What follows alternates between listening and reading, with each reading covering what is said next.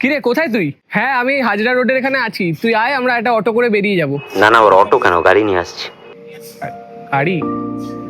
ঠিক আছে আয়। আমরা তাহলে পল্টুদার দোকানে যাচ্ছি তো?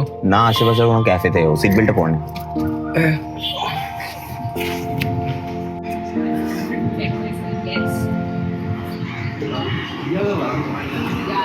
তো এখানেই আড্ডা মারিস আজকাল? ওই আড্ডা কাজ সব এখানেই।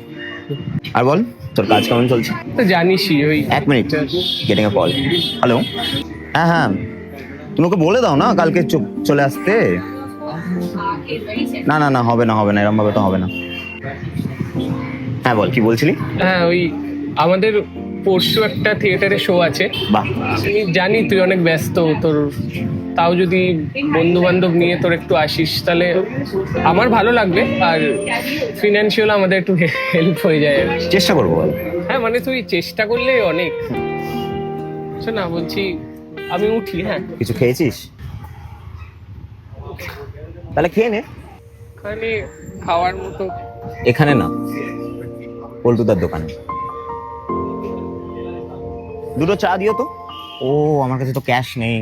আমার কাছে 20 টাকা আছে, ও হয়ে যাবে, দাঁড়া।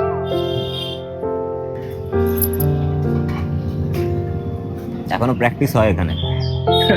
তোর মনে আছে সেই মাঠে খেলতে গিয়ে জানলার কাঁচ ভেঙে দিয়েছিলাম আমরা?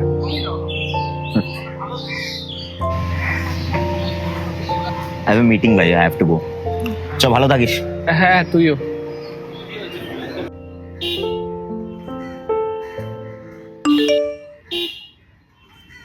তোর থিয়েটারের প্রতিটা শোয়ে দুটো হাততালি এলেও তার মধ্যে একটা আমার হয়। পরশু শোয়ের পর একটা প্রডিউসারের সাথে দেখা করাবো। অ্যাক্টিংটা তুই জমিয়ে করিস। নতুন নাটক দূরত্ব, অনেক এগুক, শুধু আমাদের দূরত্ব কোনোদিনও বাড়বে না।